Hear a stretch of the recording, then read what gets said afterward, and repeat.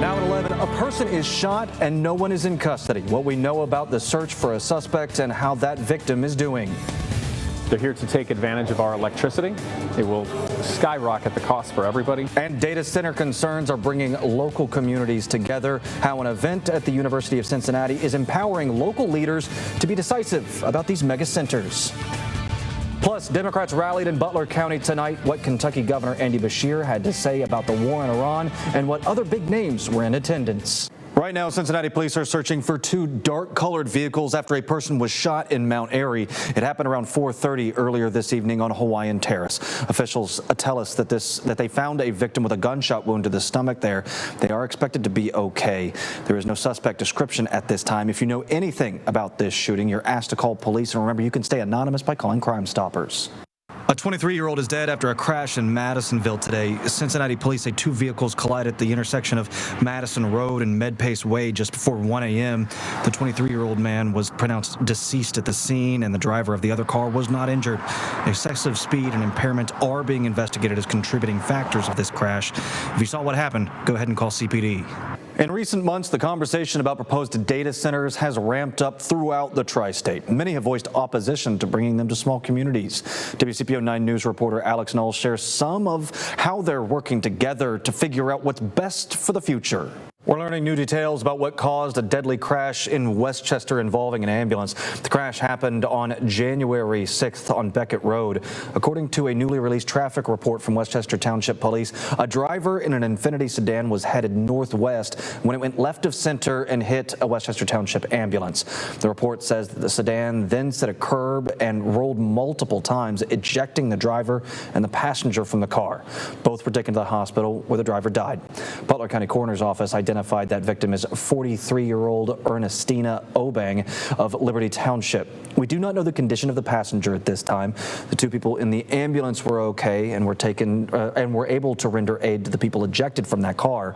Neither speed or impairment are considered factors in this crash. Tonight, the Butler County Democratic Party hosted some big names for its annual spring gala as we're just a little over a month away from Ohio's primary election.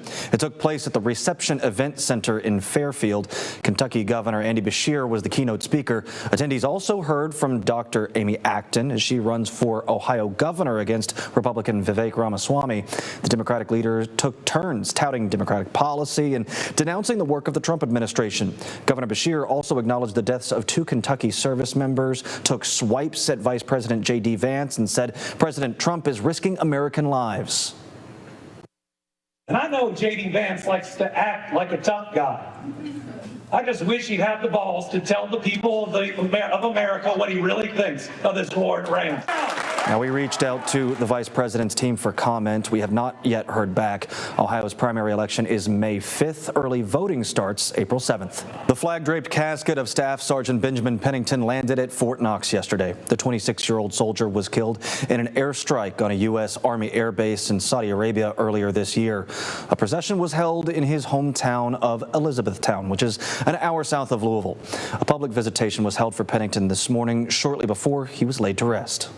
The war in the Middle East rages on today. President Trump said that the U.S. will obliterate Iranian power plants if it doesn't fully open the Strait of Hormuz within 48 hours. This comes as thousands of additional U.S. Marines and sailors are heading to the Middle East, including a second Marine Expeditionary Unit, fueling speculation of a potential ground operation around the Strait of Hormuz. We're also learning that Iran may have longer-range missiles than previously thought after an attempted strike on an American-British military base 2,500 miles from Iran. Former FBI Director Robert Mueller has died at the age of 81. Mueller became a household name while serving as special counsel on the investigation into alleged collusion between Donald Trump's 2016 campaign and the Russian government. In a statement, his family says he died on Friday but did not provide a cause of death. However, his family announced in August that he was diagnosed with Parkinson's disease in 2021.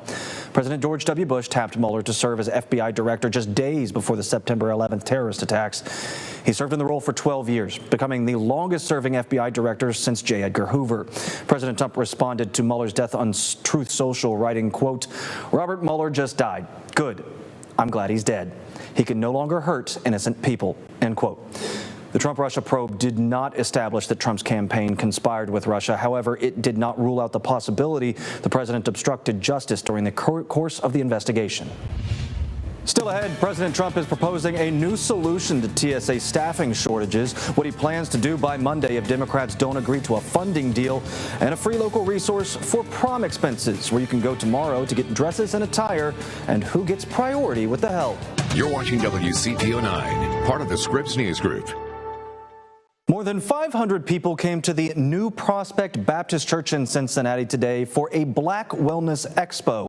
The event, led by two local chapters of the Link Incorporated, aims to improve wellness outcomes across generations by bringing together resources that included workshops led by physicians, a community blood drive, more than 30 vendors, free screenings and vaccinations, and much more. Event leaders say that they're focused on breaking down barriers. We are excited to bring this effort focused on making sure that we address some of the health determinants around blood donation, around organ donation, and the increase in kidney disease. The event also marked the 75th anniversary of the Cincinnati chapter of Links Incorporated, which is an international not-for-profit organization of professional women in community service. It is prom season, and anyone who's gone through it knows dressing up can get expensive. That's why the Voice of Black Cincinnati is helping host a free prom attire giveaway tomorrow. It's happening at the Laughlin Municipal Building from 1 p.m. to 5 p.m. Priority is given to students who are eligible for free or reduced lunch programs, SNAP, or Medicaid. Volunteers are also needed if you're interested in donating your time. Another one of our Let's Talk events is in the books. We went out to Anderson Township this week to hear from you. We heard concerns about a lot of things, from the paving of roads to taxes to issues with accessibility, but we also heard plenty of positive things, including about the arts and the community. We will, of course, take all of the ideas we heard and bring them to the people who can give you some answers. We also now know that our next Let's Talk event will be in Alexandria, Kentucky.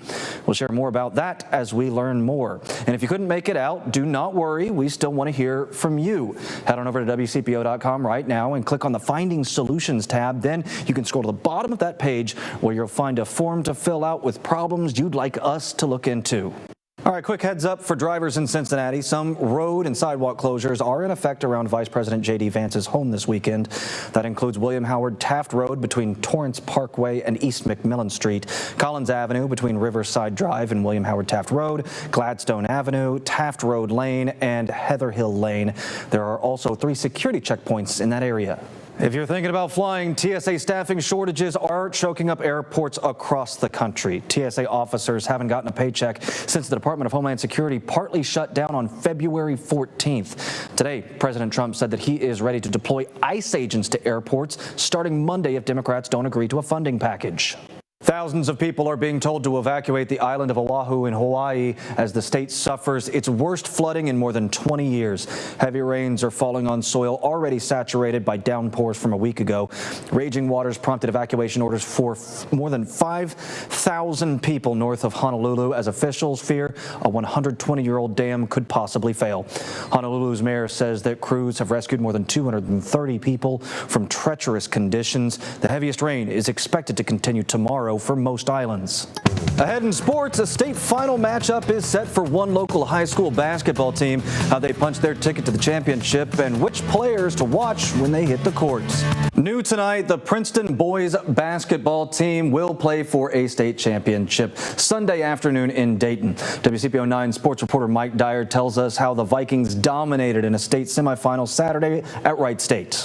Well, Wyoming High School has been playing basketball for almost a century, but they have never won a state title. That is, until now. Friday afternoon, the Cowboys went up to Dayton and beat Glenville by 25 points. A dominant win for their first ever basketball state title. We were there when they arrived back in Cincinnati and got off the bus Friday night. To accomplish a goal that these guys have set out for 4 years to accomplish, and we've come short in previous years, and then so finally their senior year and our team to accomplish this is obviously very, very happy for our seniors, but also for our team. We've had a lot of great teams, a lot of great players come through this program in the past, and to be the one that really stood on top of the world, you know, it's a special feeling for sure. And at the collegiate level, a magical season comes to a first-round end. The Miami University men's basketball team fell to Tennessee last night with a double-digit loss, knocking them out of March Madness. The Red Hawks began by taking the Tennessee possession and turning it into 3 points. That was a hype moment, but what has remained constant in March is Tennessee winning. The Red Hawks still made history, beating SMU in the first 4. That's its first NCAA tournament victory in 27 years, all after competing a perfect 31-0 regular season. On the women's side, the Red Hawks also fell in their NCAA matchup today against the West Virginia Mountaineers, 82-54. And it has been a very rough week for FC Cincinnati. 2 games, 2 losses, one in MLS play, the other in Champions Cup play, and a combined 11 goals allowed. Meanwhile, Cincinnati has scored just 2 goals combined in those 2 games. Not to mention, Thursday's decisive loss in Mexico meant the end of their Champions Cup run. That loss to Tigres was rough. Tomorrow is a chance to get back on the right track with a 1 p.m. game against Montreal, but head coach Pat Noonan spoke after Thursday's loss, and he was understandably very disappointed. It's a tough time. Yeah, certainly the toughest we've had in quite some time with the group, with the club, and I feel for the guys because there was one team on the field. We can fight and fight and fight, but we didn't. We looked scared to play, and that's what hurts because. There was plenty of talk before, but we didn't look confident to play, and I take responsibility for that. Again, FC Cincinnati plays tomorrow at 1 p.m. at TQL Stadium, playing CF Montreal. We'll be right back after the break. Today in history, Martin Luther King Jr. led a historic march in support for civil rights. On March 21st, 1965, King led thousands of people from Selma to Montgomery, Alabama, demanding the right to vote for African Americans. They arrived at the Alabama state capitol on March 25th. President Lyndon Johnson signed the Voting Rights Act into law months later on August 6th. Brave participants took on the Cincinnati Polar Plunge this morning. It's part of a statewide series of supporting Special Olympics for Ohio and Kentucky athletes. Plungers took their icy dips 2 at a time at around 10:30 this morning. This happened outside Holy Grail Tavern on the banks. Ironically, the plunge was supposed to happen back on January 31st, but it was rescheduled because it was too cold. According to Polar Plunge's website, more than $95,000 has been raised. That's 76% of their campaign goal. You know, I got to tell you, it's got to be better to hop out into somewhat nice temperatures today than it would have been back in January when I think we were in negative a lot. Oh, yeah, it was a rough period. You know, it's bad when they have to cancel the Polar Plunge. Right, so. yeah. I would have canceled it too, but I would have canceled it today as well. More of a spring plunge, but it was still a little chilly this morning, so give them credit for still doing it. But again, near record warmth for Sunday, 84 degrees. And then we transition to that weather alert day in the evening and night for those scattered storms, which could bring some hail and strong wind to a few spots. Then it's back to reality, 50s Monday and Tuesday, but more ups and downs to go. Fingers crossed for Reds opening day. That's all I got to say. It's got to be a nice day. Take it easy, everybody. You can see us online anytime you want.